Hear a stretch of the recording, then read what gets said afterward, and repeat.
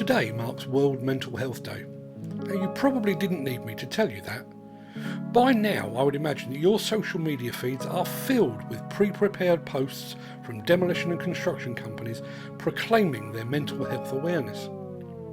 They will talk about the mental health awareness systems they've set in place. They'll talk about their mental health first aiders that they now have on their payroll. And they'll probably talk about the mental health charity that they now support.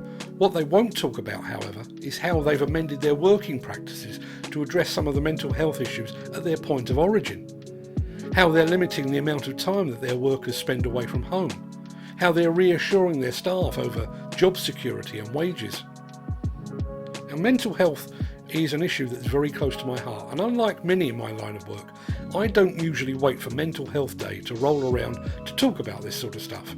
In fact, today I've published a column that talks all about how awareness and action in this area are two very different things. It's also about how our failure to properly address mental health issues in the industry are set to be repeated in the fight against drug and alcohol abuse in demolition and construction. You'll find a link to that in the description below. I'm also going to play you a snippet of an interview I did a few weeks ago with Lighthouse Club CEO Bill Hill, in which I suggested that awareness was all well and good, but that we needed more in the way of action. Yeah, I think you're right in saying that, but one kind of leads on to the other.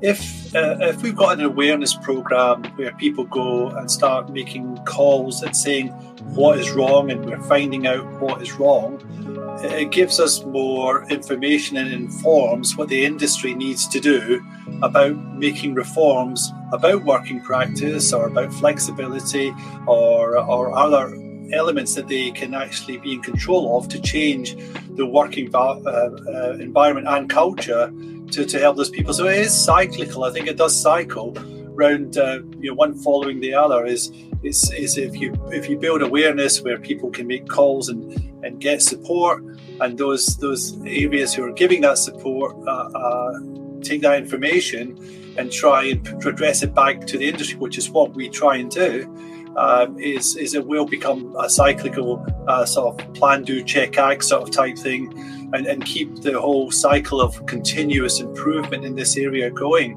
So I think your point is well made, but I think it's part of a circular process. You can watch the full interview using the link in the description. Far more importantly, if you are struggling mentally, or if any of your colleagues appear to be, you'll find a link to the Lighthouse Club in the description of this video too.